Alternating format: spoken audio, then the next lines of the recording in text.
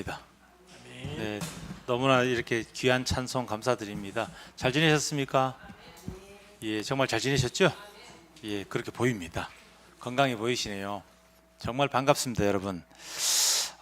오늘 우리는 이제 가족 사랑은 하나님 사랑, 하나님 사랑은 가족 사랑이라는 제목으로 좀 말씀 한번 나눠보고자 합니다. 먼저 본문을 나누고 이렇게 이어가겠습니다. 한 절입니다. 디모데전서 5장 8절입니다. 우리 이렇게 한 목소리로 크게 한번 선포해 보겠습니다. 누구든지 자기 친척, 특히 가족을 돌보지 않으면 그는 벌써 믿음을 저버린 사람이요 믿지 않는 사람보다 더 나쁜 사람입니다. 아멘입니다. 네, 성경에서 이렇게 말씀하고 있습니다. 사랑하는 우리 공동체 가족 여러분, 우리가 살아가면서 정말 많은 관계를 맺고 살아갑니다. 아침에 눈을 떠서 밤에 잠들 때까지 직장 동료들도 만나고 내 친구들도 만나고 또 주일이면은 교회에 와서 또 믿음의 지체들을 만나죠. 하지만 이 수많은 만남 속에서도 우리 삶의 가장 깊은 바닥을 공유하는 하나님께서 맺어주신 특별한 공동체가 있습니다. 무엇일까요? 네, 제목에 나와 있죠. 가족입니다. 바로 가정 공동체를 이야기하는 것입니다. 가족은요, 하나님께서 인류에게 주신 최초의 제도입니다. 우리가 이 땅에 태어나서 하나님의 사랑을 가장 먼저 배우고 경험하도록 설계하신 축복의 통로가 바로 가정이라는 것입니다. 그래서 우리는 지치고 상할 때마다 가족 안에서 위로도 받지요. 그리고 또 다시 일어설 힘도 얻습니다. 그런데 성도 여러분, 우리의 현실은 참 묘하게도 역설적입니다. 우리에게 가장 큰 힘이 되는 존재가 누구입니까? 가족이죠. 근데 동시에 또 우리에게 가장 큰 상처, 깊은 상처를 주는 존재 역시도 누구라고 생각하십니까? 가족입니다. 누구도 자식만큼 부모 마음을 그렇게 아프게 할 수 있는 존재가 없지 않습니까? 가족만큼. 자, 이런 경우도 있습니다. 우리 남편 혹은 아내를 보면요, 밖에서 그렇게 참 친절합니다. 일터에 나가면 막 매너 좋습니다.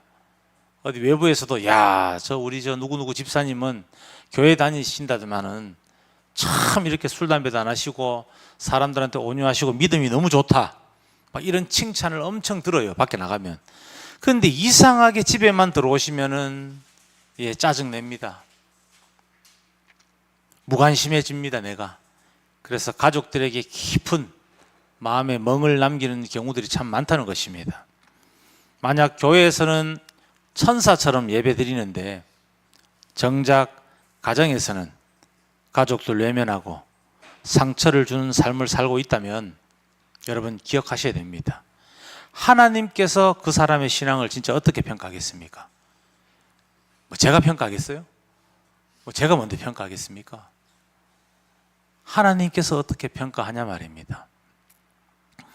오늘 우리가 읽은 함께 나눈 디모데전서 5장 8절 말씀은 바로 우리의 이 이중적인 모습을 향해서 하나님의 거대한 영적인 경종을 오늘 울리는 것입니다.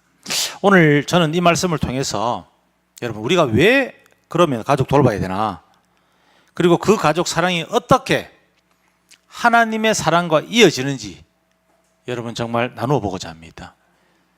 저번 주에 제가 말씀드렸지 않습니까? 잘 오셨다고. 정말 귀한 말씀이 선포된다. 오늘도 똑같습니다.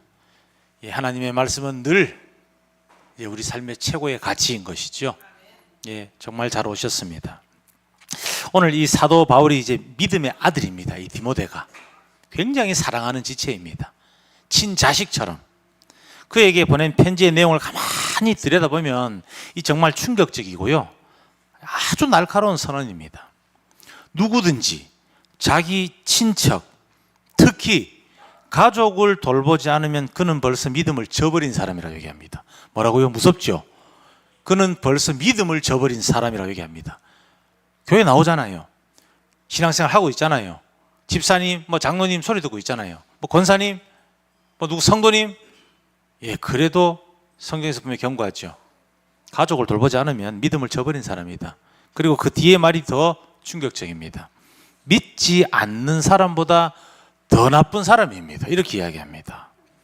여러분들 이 당시 상황을 좀 알아야 됩니다. 이 말씀이 이제 기록이 될 때 당시에 초대교회 안에 좀 아주 심각한 영적인 부작용이 성도들 사이에 있었어요. 그 중에 하나가 뭐냐면 이제 이 임박한 종말론이죠. 예수님이 이제 곧 오신다. 이런 이제 소문들이 막 유행을 했어요. 분명히 이제 주님께서는 이제 구름 타고 가시면서 언제 오신다는 말씀을 하지 않았는데 이제 이들은 이제 곧 오실 거야. 오실 거니까 쉽게 말하면 뭐 나는 영적인 일에 집중할 거야. 일도 할 필요 없어. 우리나라 80년대, 90년대 그 이단들 휴거를 막 강조했던 그 사이비 종교들 특징 기억나시죠? 몇 년, 몇 월, 며칠, 몇십 몇 분 이제 주님이 오니까 전 재산을 여기 다 갖다 바치고 여기 다 모여서 여기서 공동체 생활하면서 주님만 기다리면 된다. 아무것도 하지 마라. 비슷한 거의 똑같은 시대가 변해도 똑같습니다. 그 당시 때 이런 일들이 있었던 것입니다. 그래서 나는 영적인 것들 사역에만 내가 집중하겠다 이런 거창한 핑계를 댑니다. 즉 무슨 말이냐면 나 주의 일을 할 거야. 주의 일을 할 거야. 거룩한 일을 할 거야 하면서 정작 자기가 책임져야 될 부모나 자녀, 가족의 생계를 나 몰라라 하는 사람들이 막 생겨났던 겁니다. 이 당시 때. 예수님이 이제 곧 오시니까 이 세상은 종말이 오고 우리는 심판받고 천국 가야 되니까 세상 일을 할 필요 없다. 이런 논리입니다. 그러면서 그들이 뭐라 하는지 아십니까? 스스로 나는 대단한 신앙을 가졌다. 이렇게 착각하는 겁니다. 하나님을 위해서 내가 내 가정을 희생하는 거야. 대단하지 않냐? 하나님을 위해서 나는 내 가정마저 희생시켰어. 이렇게 하면서 자기 자신들을 합리화했다는 것입니다. 여러분, 예전에 우리나라 고려시대 때 고려장이라는 풍습 혹시 기억나십니까? 어릴 때 누구나 한 번쯤은 그 전설의 고향이라든지 제가 어릴 때는 배추도사, 무도사가 나오는 만화가 있었습니다. 옛날 한 옛날에 배추도사, 무도사 만났다네. 백두산의 배추도사, 한라산의 무도사 이런 애니메이션이 있었어요. 거기에서 이 고려장이 나왔는데요. 고려장이 뭔지 아십니까? 늙고 이제 이 활동을 하지 못하는 부모를 산에 갖다 버리는 겁니다. 지게 지고 가서 산에 갖다 버리면 그 부모님이 어떻게 되겠어요? 예, 얼어 죽겠죠. 굶어 죽겠죠. 그렇게 부모를 죽이는 것. 예, 그것이 효도라고 생각했다는 것입니다. 근데 과연 그 당시 그 사람들이 그게 효도라고 정말 그걸 불효라는 걸 몰랐을까요? 자신들을 합리화시키기 위해서 그렇게 만든 말 아니겠습니까? 이와 유사한 제도가 있습니다. 여러분, 고르반이라는 말 들어보셨습니까? 성경을 좀 많이 보신 분들은 이 의미를 몰라도 고르반이라는 아마 단어는 들어보셨을 겁니다. 이 고르반에 대해서 조금 설명을 해야 됩니다. 화면 좀 부탁드립니다. 여러분, 이 고르반 제도는요, 구약 성경과 신약 성경 마가복음 7장에 등장하는 유대교의 전통입니다. 무슨 말이냐면 하나님께 바쳐진 예물, 제물이라는 뜻을 가진 히브리어 단어입니다. 자, 이 제도가 원래는 보십시오.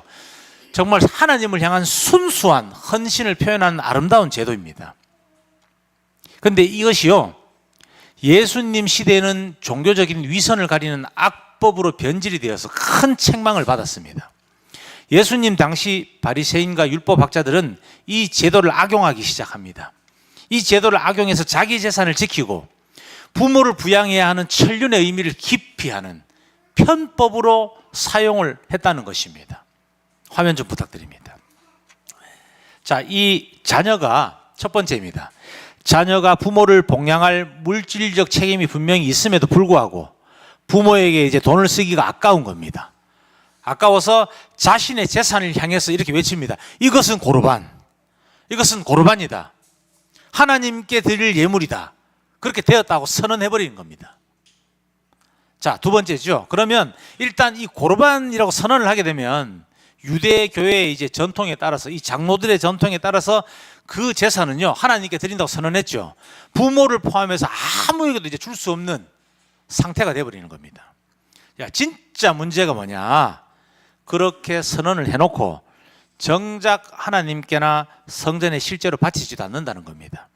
그저 부모한테 이제 주기 싫으니까, 부모 섬기는데 돈을 쓰기 싫으니까 그 핑계 대는 겁니다. 그리고 재산을 움켜쥐고 있었다는 점입니다.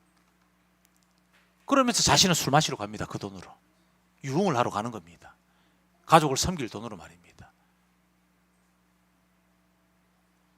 어머니 아버지가 지금 입을 옷이 없어요. 여보, 지금 약값이 없습니다. 고르반이라서 못 써. 내가 고르반이라고 선언했어. 하나님 드린다고 이것을 선포했기 때문에 못 쓰는 거야. 그리고 그것을 정말 성전에 바치고 하나님을 위해서 복음을 전하는 데 썼다면 문제가 되지 않겠죠. 부모도 감내하겠죠. 그러면, 그죠? 그런데 이 자체도 틀린 것입니다. 말씀을 계속 들어보시면요, 이제 이해가 되실 것입니다. 하나님 그런 분이 아닙니다. 네 부모 팽개치면서 나를 섬겨라, 그런 분이 절대 아니죠. 예, 그 세상의 다른 신들은 그렇게 얘기합니다. 네 가정을 희생시키고 네 몸을 희생시키고 삼천별에서 네 무릎 연골이 나가도 나에게 헌신을 해라, 그러면 내가 복을 줄게, 그런 논리죠. 근데 우리 하나님 그런 분 아니죠. 시간을 뚫고 공간을 뚫고 먼저 찾아오셔서 자신의 생명을 먼저 내어주시죠. 너무 사랑해서 말입니다. 우리에게 바라는 것이 없죠. 그런 하나님께서 나를 위해서 고르반을 사용하라고 하겠습니까? 부모 먼저 섬기라고 안 하겠어요? 이것도 어불성설인 것이죠. 예수님은 이러한 위선을 향해서 격분하십니다. 성경에 나옵니다. 격분하시거든요. 왜 격분하신 줄 아십니까? 그냥 부모 안 섬겨서요? 아닙니다, 여러분. 이것은 깊은 영적인 의미들이 숨어 있습니다. 성경에 다 나와 있습니다. 자, 10계명을 보면 5계명에서 네 부모 공경하라 이렇게 말씀하죠. 자, 이게 뭡니까? 우리 율법이라고 흔히 얘기하죠. 이제 하나님의 말씀들입니다. 이 10계명이 말입니다. 10계명이라는 말은 성경에 나와 있지 않아요. 하나님이 지켜야 될 말씀들인 것입니다. 자, 절대적인 하나님의 법입니다. 부모를 공경하라는 것이. 근데요, 인간들이 만든 이 정말 영악한 전통이죠. 고르반으로 이 하나님의 법을 무력화시켰기 때문입니다. 그래서 격분하시는 겁니다. 그냥 부모를 좀 덜 섬기는 경우면 주님은 이렇게 알려주시겠죠. 약간 꾸짖으시겠죠. 너 이렇게 하면 안 된다. 얼마든지 권면할 수 있죠. 왜 격분하셨겠습니까? 인간들의 영악함 때문입니다. 부모를 공경하라는 하나님의 말씀을 인간이 만든 이 고르반으로 없애버린 겁니다. 그래 놓고 하나님의 이름으로 한다고 거짓말 하는 겁니다. 격분하실 만하죠. 오늘 바울 또한 그들의 위선을 정말 단호하게 꼬집었습니다. 하나님을 안 믿는 세상 사람들도 자기 가족 챙기는데 예수를 믿는다는 사람이 가족을 팽개친다면 그것은 불신자보다 못한 삶이다.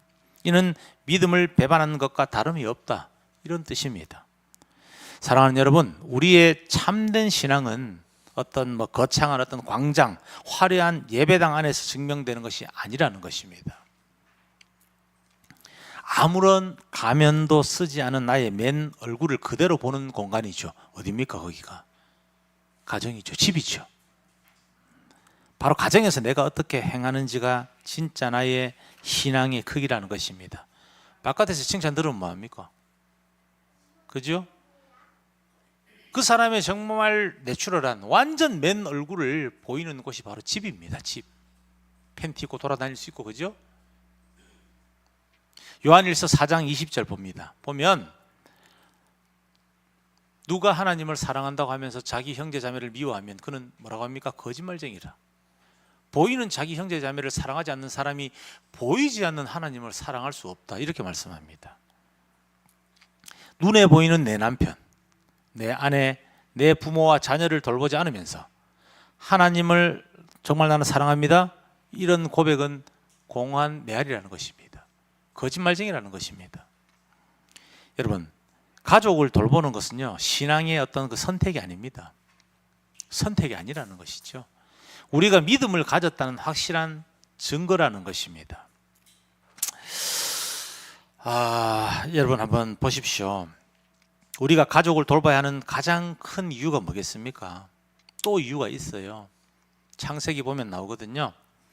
하나님께서 설계하신 최초의 교회라는 것입니다. 최초의 성소고 예배당입니다. 교회가, 가정이 바로. 하나님 교회를 먼저 짓지 않았습니다. 성경에서 보면요. 인간에게 가장 먼저 준 공동체가, 그리고 예배할 수 있는 그 성소가 가정이었습니다. 성경의 시작인 창세기 보면 하나님 세상을 만드시죠. 국가나 학교, 심지어 오늘날 우리가 모이는 예배당의 형태보다도 가정을 가장 먼저 세우셨다는 겁니다. 아담과 하와를 맺어주시면서 가정을 만드신 이유는 이 작은 공동체 안에서 삼위일체 하나님의 깊은 사랑과 연합을 미리 맛보게 하기 위함이었습니다.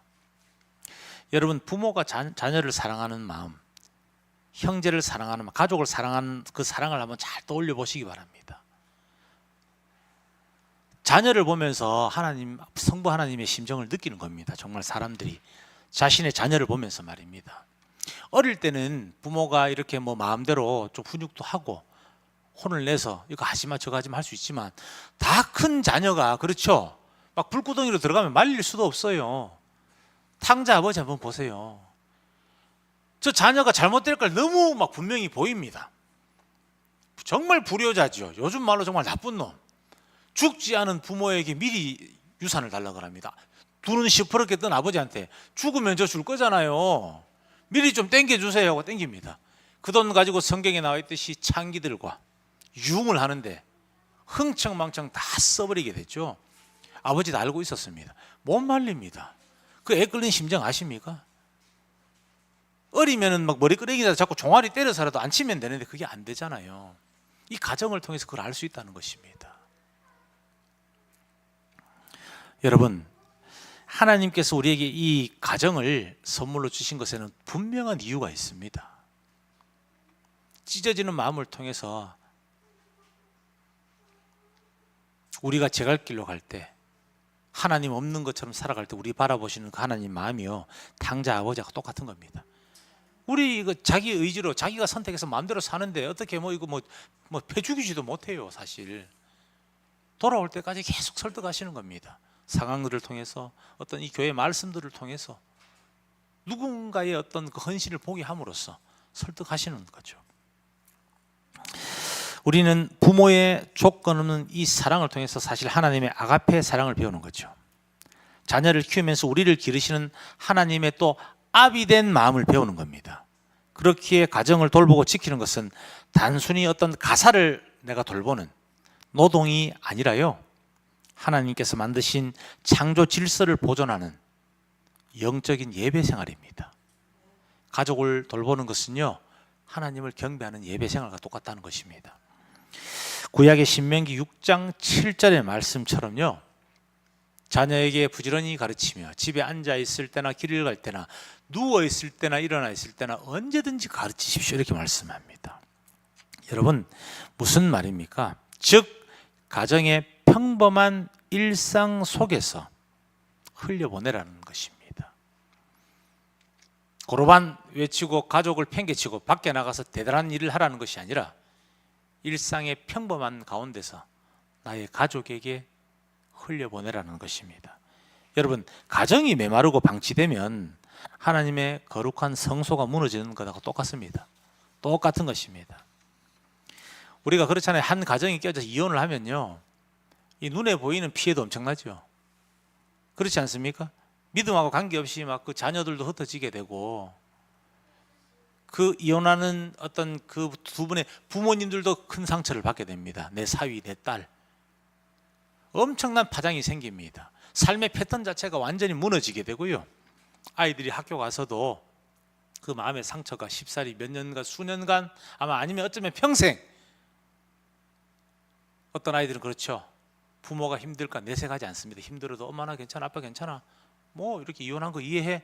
과연 그것이 진심이겠습니까? 엄청난 파장이 생기죠. 피해가 생기죠. 자, 그러나 여러분 명심해야 될 게 있어요. 기억해야 될 게 있어요. 그 피해보다 더 큰 피해가 있습니다. 이 가정을 주신 하나님의 마음이 이렇게 깨진다는 겁니다. 엄청난 고통. 한 가정이 깨어질 때마다 하나님의 마음이 찢어집니다. 그거를 기억하셔야 된다는 것입니다. 여러분, 우리의 가정은 하나님이 살아 숨쉬는 교회입니까? 아니면 그저 기능만 남은 메마른 숙소입니까? 우리는 가정을 다시 거룩한 예배의 초소로 돌봐야 한다는 것입니다. 우리가 예수님 믿고 따르는 제자죠. 그렇다면 마땅히 그분의 삶을 닮아가야 하는 것입니다. 예수님의 공생애는 인류 구원이라는 거대한 사명으로 사실 가득 차 있었죠. 온 인류의 죄를 대속하기 위해서 십자가를 지셔야 하는 우주적인 무게의 걸음이었습니다. 예, 거창한 정말 엄청난 대단한 사명의 길을 걷고 있었습니다. 그렇다면 예수님께서 이 사명 때문에 가정을 나 몰라라 하시는 그런 분이었겠습니까? 가족들을요? 아닙니다. 육신의 가족을 소홀히 했겠습니까? 아니지요. 요한복음 19장 26절에는 정말 참으로 가슴 뭉클한 장면이 나옵니다. 예수께서는 자기 어머니와 그 곁에 서 있는 사랑하는 제자를 보시고 어머니에게 어머니 이 사람이 어머니의 아들입니다 하고 말씀하십니다. 가능하시면 27절도 한번 보여주십시오. 예, 이렇게 말씀하십니다. 사랑하는 제자가 요한이라고 이렇게 모든 학자들도 이야기합니다. 여러분, 이 상황이 어떤 상황입니까? 이제 십자가 지시기 거의 직전이죠. 자신의 육신의 고통과 정신적인 고통이 피폐한 상황들을 말할 수 없는 상황입니다. 그런데 자신의 육신의 어머니를 걱정하는 것입니다. 사랑하는 제자 요한에게 내가 죽더라도 유언을 하는 것입니다. 내가 사라지더라도 우리 어머니 좀 잘 돌봐줘. 이제 네 엄마야. 그 얘기 하시는 겁니다. 예수님도 이렇게 하셨습니다. 인류 구원이라는 사명을 감당하는 순간에도 자신의 육신의 어머니를 챙기셨죠. 이 유대인들 보세요. 얼마나 예수님 왜 격분하시는지 보세요. 이들이 하는 그 종교 지도자들의 이들의 일들이 예수님의 사명보다 거룩하고 커요? 어림도 없죠, 그죠? 이들은 예수님 말대로 위선자들이었습니다. 거룩한 척하면서 백성들을 고열 빨아먹는 그 일에 집중하고 그 돈 지키기 위해서 고르반 외치고 부모 봉양하지 않았던 것입니다. 심지어 자식도 내팽개 쳤던, 그러면서 밖에 나가서는 칭찬받고 존경받고, 성경에 나오죠. 예수님 얘기하죠. 그들은 길에 서서 인사받는 거 좋아한다고, 남들 보라고 길게 기도하는 거 좋아하고 중언부언한다고. 왜 격분하셨겠습니까? 인류를 구원하는 그 순간에 본인의 살이 터지고 십자가 못 박히는 그 순간 직전에도 자신의 어머니를 부탁합니다. 사랑하는 제자에게 말입니다. 숨이 끊어지시기 직전에 그 극심한 고통 속에서 그 엄숙한 순간에 예수님의 눈에 들어온 한 사람이 있었죠. 바로 그분이 자신의 어머니였던 것입니다. 예수님은 피가 마르고 숨이 가쁜 그 고통 속에도 어머니를 바라보시면서 보라 네 어머니다 부탁하시는 겁니다. 자신이 떠나는 홀로 남겨질 육신의 어머니가 그 생계 정서적 고통을 겪으실 걸 보신 거죠. 아들로서 책임을 끝까지 다하신 것입니다. 그것들을 걱정하신 것입니다. 인류 구원이라는 거대한 사명 속에서도 육신의 가족을 돌보셨던 예수님의 이 모습은 주님의 일로 내가 바빠서 가족을 못 돌본다, 교회 봉사 때문에, 참 여러분 안타까운 이야기들입니다. 수업을 듣고 하면서 교수님들께 듣는 이야기들 중에 이런 이야기들이 있었어요. 어떤 목사님들께서 너무 교회 일을 열심히 하시다 보니 정작 자신의 부인과 자녀들 신경을 못 쓰는 겁니다. 저희의 동기들 선후배들 중에서 이제 PK라고 합니다. 저희는 패스터 키즈라고 해서, 저는 PK가 처음에 뭔지 몰라서 학교 가서 자꾸 PK 이거 게임하다가 현실에서 이제 PK 뜨는 그 PK인 줄 알았습니다. 현피라고 하죠. 목사님 자녀들 이야기하는 겁니다. 근데 저 놀랬거든요. 목사님 자녀들 중에서 분노가 많은 아이들이 정말 많습니다. 꽤 많습니다. 자기 아버지에게 자기는 목회 배우지 않을 것이고, 전도사 시치나 목사 안수도 자기 아버지한테 받기 싫다고 안 받습니다. 그럼 이 학교는 왜 왔냐니까 다른 학교 가면 집에서 학비를 지원 안 해준다 해서 그냥 대학은 졸업해야 되니까 여기 왔다고. 아버지랑 말도 하기 싫다고. 어떤 목사님은 자기 아내를 팬답니다. 그 자녀는 그걸 보고 자란 겁니다. 교회 나가면 정말 거룩하시고 막 우리 목사님 최고인데 집에 들어오면 자녀들에게 욕설하고 아내를 폭행하고 그 이야기를 하는 것입니다.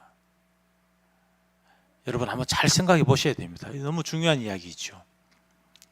교회를 섬기는 것이 중요합니다. 당연히. 너무나 중요합니다. 그러나 그 이전에 내가 밖에서 칭찬받는 사람이 되는 것이 중요하죠. 그러나 그 이전에 가정은요, 무엇이 선행되어야 되겠습니까? 나의 자녀, 나의 남편, 나의 아내, 그들을 사랑해야 하는 것 아닙니까? 여러분, 가장 위대한 사명은요, 가장 가까운 가족을 돌보는 일에서부터 시작이 되는 것입니다. 교회를 잘 돌보고 나가서 밖에 있는 누군가에게 잘 보이고 칭찬 듣고 하는 게 아닙니다. 시작점이 가정이라는 것입니다. 그렇다면 우리가 구체적으로 가족을 어떻게 돌봐야 하겠습니까? 오늘 본문이 말하는 돌보다라는 단어는 단순히 뭔가 돈을 벌어다 주는 물질적인 부양만을 뜻하는 것이 아닙니다. 그것은 영적인 것, 정서적인 것, 육체적인 돌봄, 이 모든 것을 포함하는 것입니다. 가장 먼저 우리는 첫 번째입니다. 물질적, 육체적 돌봄의 책임감을 회복해야 하는 것입니다. 나이가 들어서 경제력을 상실한 부모님을 공경하고 부양하는 것, 자녀들이 건강하게 자랄 수 있도록 삶의 환경을 제공하는 것은 매우 중요하고도 또 매우 영적인 일입니다. 이것들은 단순히 어떤 뭐라고 해야 됩니까? 노동이 아니라는 것입니다. 영적인 것이라는 것입니다. 나의 어떤 이기적인 소비함이 있다면 그런 것들을 줄여서라도 가족의 필요를 채우는 삶이 필요한 것이죠. 더 나아가서 두 번째입니다.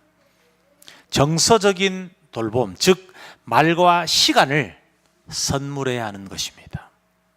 많은 가정이 한 공간에 살지만 대화가 단절되어서 외롭게 살아갑니다. 특히 부인들 많이 그럴 겁니다. 아기 낳고 더 심하죠. 많은 남편분들이 아기 낳고 오는 그 여성분들의 산후 우울증을 이해를 못합니다. 사실은 그게 이해가 안 돼요. 그냥 막 이렇게 사실 정신적으로 문제가 생겼다고 생각합니다. 너무 짜증을 많이 내고 스트레스 받아 하는 모습 보니까 이해가 안 되죠. 안 되니까 나가서 돌아다닙니다. 겉돕니다. 일부러 일을 만들고 약속을 만들어서 밤늦게 새벽 늦게 들어가는 거죠. 그러면 그 하루 종일 안에 혼자 있습니다. 들어가도 서로 뭔가 어색한 기류 때문에 대화도 하지 않죠. 또 그럼 하고 자고 밥 먹고 또 황급히 나갑니다. 이런 일상들이 반복되는 거죠. 대화가 단절되는 거죠. 아내만 외롭겠어요? 그 남편분도 외롭습니다. 그렇게 돌아다니면 발붙일 곳이 없는 거죠. 그죠? 여러분, 가족을 돌보는 것은 앞서 말씀드린 육체적, 물질적 도움도 있지만 그들의 지친 마음에 귀를 기울여 주는 것입니다. 배우자의 어깨를 좀 다독여 주시고 자녀의 고민을 좀 비난 없이 좀 들어주시고 부모님께 따뜻한 안부 전화 한 통 드리는 것, 그것이 성경이 말하는 돌봄이라는 것입니다. 집안에서 거친 말과 상처 주는 말을 좀 멈추시고 격려와 감사의 말을 좀 전해야 하는 것입니다. 별거 아니잖아요. 설거지 한번 해도 그냥 지나가는 말이라도 아이고 수고했다, 고생했다, 밥 한번 차려줘도 밥 먹으면서도 그냥 정말 그냥 작은 말이잖아요. 아이고 밥 차린다고 수고했네, 고생했네. 저도 강단에 서서 말씀 전하는 저도 완벽하지 않습니다. 저도 이거 배워온 것입니다. 나아지고 있는 거죠. 처음에 어색합니다. 사실은 어색하고 뭔가 이래 불편하거든요. 계속 하다 보면 또 습관이 되면 거기서 오는 이 큰 기쁨들이 있습니다. 이 배우자의 태도가 정말 달라집니다. 나만 달라지는 게 아니라는 거죠. 마지막으로 가장 위대한 돌봄은 가족의 영혼을 돌보는 영적인 돌봄인 것입니다. 특히 가정에서 이렇게 목자로 부름받으신 분들이 대부분 남편들입니다. 남편을 머리를 세우셨죠? 역할이 매우 중요합니다. 아버지들은요, 정말 이 가족들을 영적으로 보살펴야 됩니다. 아직 하나님을 알지 못하는 가족이 있다, 만약에 그러면 그들의 구원을 위해서 눈물로 무릎 꿇어야 합니다. 자녀들에게 세상적인 어떤 성공을 좀 물려주기 전에 하나님을 경외하는 신앙의 유산을 먼저 물려줘야 한다는 것입니다. 그것이 어른의 책임입니다. 가정 예배를 좀 회복하셔야 합니다. 그렇게 하시고 함께 기도하는 시간을 가질 때 비로소 온전한 돌봄이 완성이 되는 것입니다. 여러분, 이거 가정 예배 드리는 거 되게 힘듭니다. 귀찮고 성가시고 자꾸 뒤로 밀려요. 처음이 시작이 힘들지요. 저희가 그래도 지금 6년째 하고 있습니다. 어떠한 일이 있어도 하여튼간 이제 뭐 안 한 적은 없어요. 정말 부득이하게 한두 번 이렇게 빠질 때는 있었지만 저희가 목회를 하기 전에 학교를 다니고 할 때는 울산까지 예배를 드리러 갔어요. 그 평일에 예배를 딴 교회에서 안 드렸잖아요. 그러니까 월화수목금 거의 뭐 5일을 했습니다. 매일 큐티를 했습니다. 뭐가 되든 안 되든 은혜가 되든 안 되든 어떠하든 간에 꼭 성경 어느 정도 일정 분량 필사하려고 아이들과 꼭 큐티를 했어요. 그렇게 시작했습니다. 이제는 예배가 없는 화요일과 목요일에만 하거든요. 월요일에는 다들 너무나 이렇게 일상이 빠듯하기 때문에 이것이 또 억압이 되면 안 되잖아요. 그렇게 하고 있거든요. 지금 회의를 해서 저희가 가정예배 순서지도 제가 하나 만들어서 공유를 할 생각입니다. 필요하신 분들은 시작하시면 됩니다. 일주일에 한 번이라도 화요일, 목요일 그 시간에 단순히 하나님만 예배드리고 끝나는 게 아닙니다. 그 시간에 자녀들과 대화를 해요. 못했던 이야기들 하게 됩니다. 평상시 좀 하기 어려웠던 이야기들이 또 하더라고요. 그 시간 되면은 희한하게도 몰랐던 자녀의 속마음을 알게 되더라고요. 매우 중요합니다. 저와 저희 아이들이 지금 몇 년간 지내면서 이 관계 회복되는데 사실 저는 이 역할이 매우 컸다 생각합니다. 처음부터 저와 저희 아이들이 지냈겠어요? 아니죠. 당연히 거부감 있었죠. 재혼 가정입니다. 둘 다 초혼이 아닙니다. 저나 선희 씨가 아이들을 만난 게 이제 한 7년, 8년, 9년 됐나? 이렇게 되었죠. 6년 됐네요. 예한이가 저를 싫어했습니다. 처음에 많이. 그러나 어느 순간 2년 뒤에 학교에 선생님 전화가 왔습니다. 예한이 아버지가 어떤 분이냐? 왜 그러시냐? 교사를 한 20몇 년 하면서 장래희망에 자기 아버지라고 쓴 학생을 본 적이 없다. 장래희망이 우리 아빠라고 썼답니다. 만년초에서. 너는 기억을 못하는군요. 선생님이 전화가 왔습니다. 그때 저는 울었습니다. 여러분 필요합니다. 일주일에 한 번 뭐 여기 교회 오는 거요? 물론 필요하죠. 너무 중요하죠. 그러니까 여러분 제가 좀 전에 말씀드렸죠. 가정에서 시작됩니다. 교회 신앙에서 시작되는 것이 아닙니다. 원리입니다. 창조하시고 교회를 먼저 안 세웠습니다. 최초의 예배당이 가정이죠. 가정에서 시작이 되고 교회로 넘어오는 겁니다. 그리고 세상 밖에 나가서 기독교인으로서 칭찬받는 거지, 밖에서 칭찬받으면서 집안에 가서 개차반 살면 그거는 이상한 사람입니다. 거짓말쟁이입니다. 본문에서 말씀하죠. 안 믿는 사람보다 더 나쁘다. 그렇게 이야기하고 있습니다. 여러분 제가 이 가족의 돌봄이 얼마나 위대하고 강력한 하나님의 도구인지를 눈앞에서 똑똑히 본 적이 제가 있어요. 제가 아는 한 형제, 제 친구 이야기입니다. 실화입니다. 이 친구는요 미국의 깽단 출신입니다. 교포. 그러니까 이 친구가 정말 대단한 친구입니다. 저는 이렇게 실제로 본 사람 중에서 그렇게 몸이 좋은 사람을 본 적이 없어요. 그 헐리우드 영화에 나오는 그 프로레슬러들 있죠. 더락이라는 배우 있습니다. 저 그런 몸을 가졌습니다. 동양인인데도 불구하고 미국의 교포입니다. 그 미국에서 전설적인 존재입니다. 한인 갱 중에서는. 아무도 그 친구를 이렇게 건드리지를 못합니다. 엄청난 힘을 가지고 있고 굉장히 정의롭습니다. 여러 번 뭐 사람을 때려서 갔다 왔는데 왜 갔냐면은 약한 사람들 괴롭히는 걸 보지를 못합니다. 한국의 어떤 문신 많은 이런 깡패들이나 쉽게 말해서 양아치들이 막 이 방에 있는 약한 자들 괴롭히면 패버립니다. 그냥 아래 위도 없어요. 그냥 패버립니다. 약자 괴롭히지 말라고. 그런 친구가 있습니다. 이 친구는 이제 추방이 되었어요. 미국에서 14살 때부터 총알 자국, 14살 때부터 총을 맞으면서 깽단을 한 친구입니다. 저와 친구가 되었습니다. 어떻게 하다가 친구가 되었는데요, 이 친구 결혼식 사진을 보는데 정말 놀랐습니다. 자기 분야에서 대단한 사람이라는 걸 알았습니다. 우리나라의 모든 사람이 알 수 있을 만한 유명한 가수, 아이돌, 래퍼들이 하객들입니다.